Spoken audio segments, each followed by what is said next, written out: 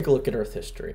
Around 4.5 billion years ago, most scientists agree that the Earth was created, with 5 mass extinctions having occurred since then. Those mass extinctions have been caused by a range of different causes, including asteroid interceptions of Earth, volcanic ash covering the surface of the Earth, and an ice age, which is thought to be the end of the dinosaurs.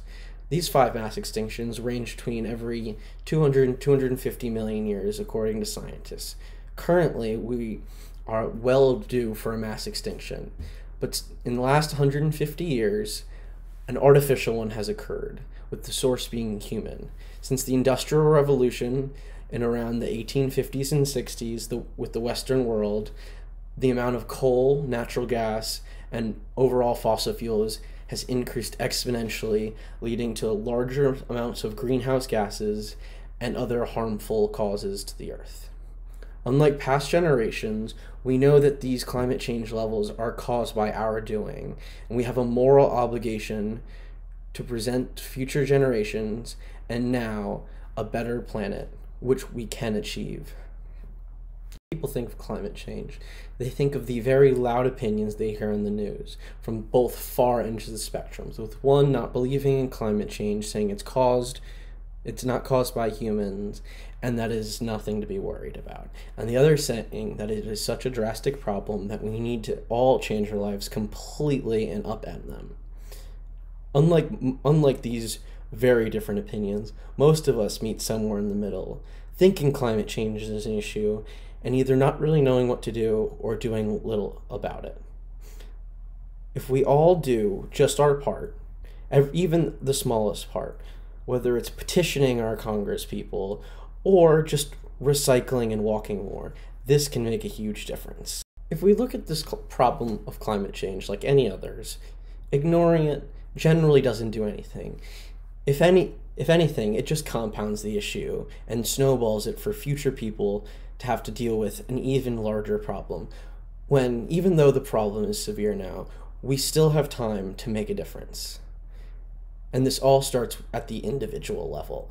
We can't just wait for new technologies to come or the people in power to do their jobs, with most of them being very short-sighted. Looking back in the 1970s, Big Oil knew this was a problem, including Exxon and the Koch brothers, and decided to do nothing about it and even lobby against climate change action in order for their bottom line to be increased.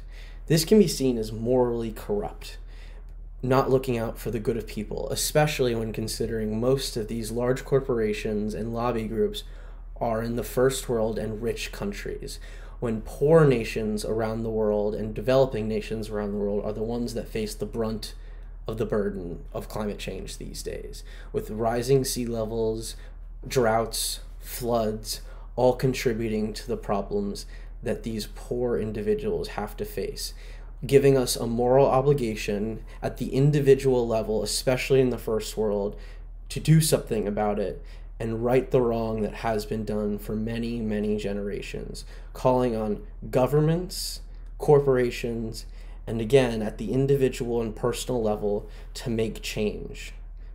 For me, this change comes in the form of a carbon tax.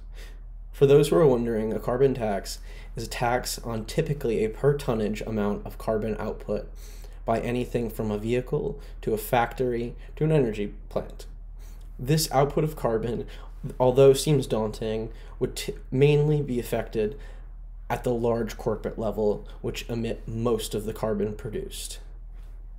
This carbon tax could be used for helping those poor countries around the world that have been affected most definitely by carbon change, and could also be spent on green energy solutions to reduce the carbon tax overall, eventually making the carbon tax obsolete while also affecting great change on our world's energy consumption and greenhouse gas output.